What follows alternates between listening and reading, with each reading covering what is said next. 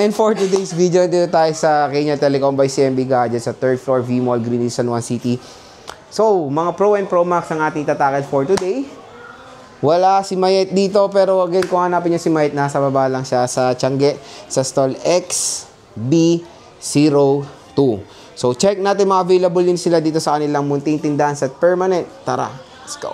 So, ayan, nandito tayo sa Kenya Telecom by CMB Gadgets. Located nga sila sa 3rd floor, V-Mall, Green, San Juan City. So, ang mga inclusions natin, mga idol, pag bibili kayo dito sa kanilang shop is gift box. So, alam nyo naman ang gift box kung anong nilalaman yan. Nabasag na ata. Kung anong nilalaman yan. Yan. Meron din tayong second option for the full package. Kung gusto nyo ng third-party original brand na charger, meron tayong Ugreen, AirPods, and 2 case ba yan? 2 cases. So, ito yung kanilang shop. Ayan. So, ito yung Kenya Telecom. Ayan, no? Very, very spacious naman tong shop na to. At, ito na ang ating topic for today's content. Ang iPhone Pro Series or Pro Max. Ayan. Meron din sila mga available na base model kung gusto nyo. Pero, itilalakay na natin yan sa ibang video natin.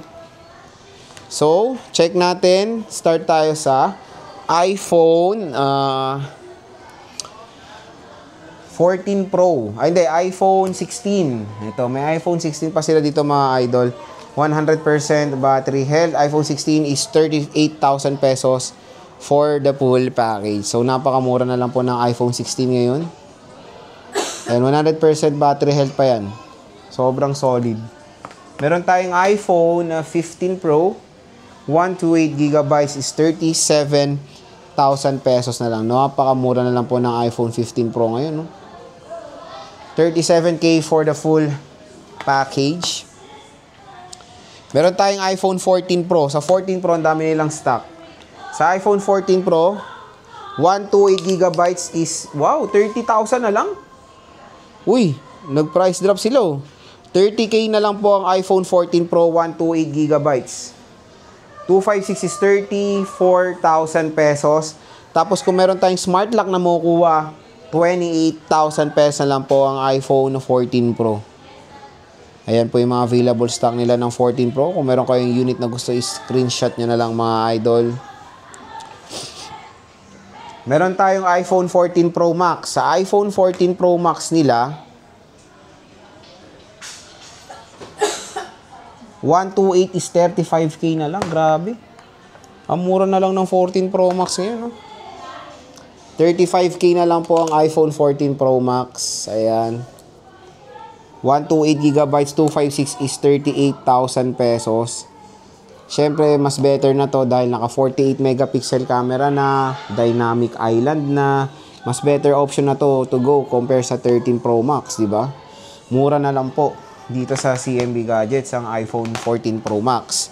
Meron din tayong iPhone 13 Pro Max. Siyempre, mas mura tong 13 Pro Max. Yung 13 Pro Max nila is 27,500 pesos for the 128GB. 256 is 29,500. 512 is 31,000 pesos. At 1TB is 32,000 pesos po. So, napakamura na lang din ng iPhone 13 Pro Max. Meron tayong 13 Pro. 13 Pro 128 is 24,000 pesos. 256 is 26,000 pesos. Oo nga, 512 is 27,000 pesos. Ayaw mo pasit kanton? Ito pa yung mga ibang 13 Pro nila.